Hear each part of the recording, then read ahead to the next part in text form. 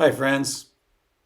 I had a conversation recently with someone about transcribing, talking about the pros and cons of that process, and my wife overheard it and said, "You should make a video of that. I think people would find it useful." So that's what I'm doing. So this conversation was, I was being asked about, what my thoughts were on it, and I was quite honest in saying that I'm a huge proponent of transcribing, particularly tunes. The melody, the harmony, the rhythm, super great exercise for your ears. I'm not such a big fan of transcribing solos. And there's a reason for that. And I thought I'd share this story and see if any of you have a similar experience. This is going way back to my years at Berkeley, and I had an assignment to transpose a solo of my choosing. The only restriction was it had to be on your instrument. So I picked a tune by Wes Montgomery off the record. I believe it's called The Incredible Jazzguitar of Wes Montgomery.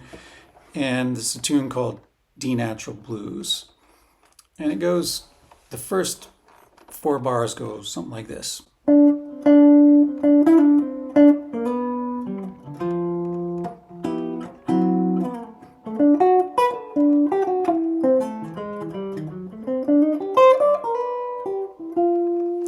And it goes on. Now, I remember this from many years ago because it still shows up in my playing.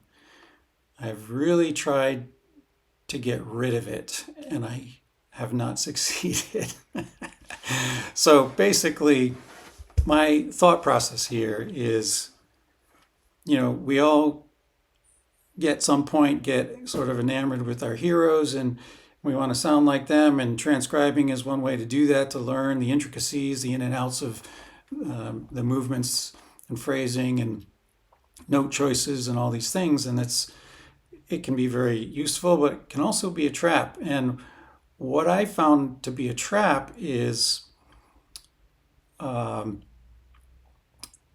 this idea that I call skating. Basically, as an improviser, I feel that it's very important that we, the collective we, our improvisers, are helping to move the music forward, right?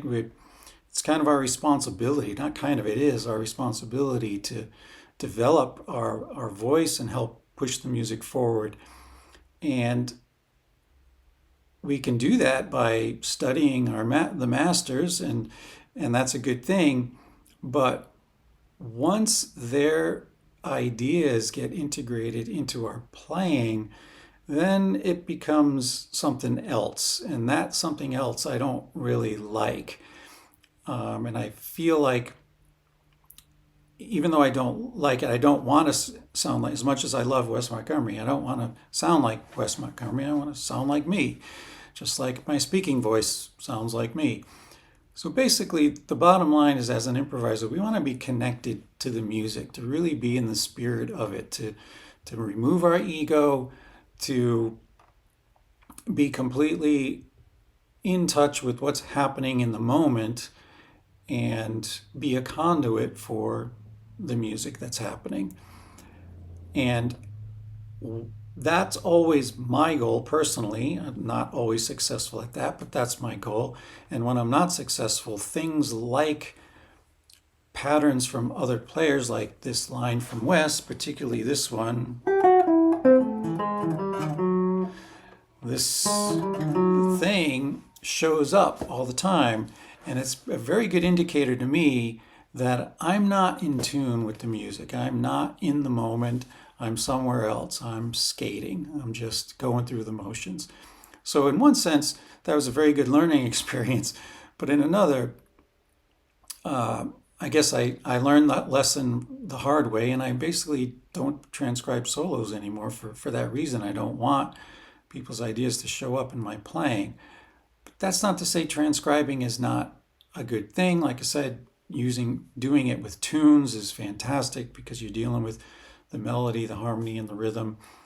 But everyone's different. I'd be very curious to know how some of you feel about this idea. because I know there's plenty of people who swear by transcribing solos, and YouTube is filled with them. So I guess some people are getting something out of them. It's just not really working for me for the reasons that I described. So let me know what you think.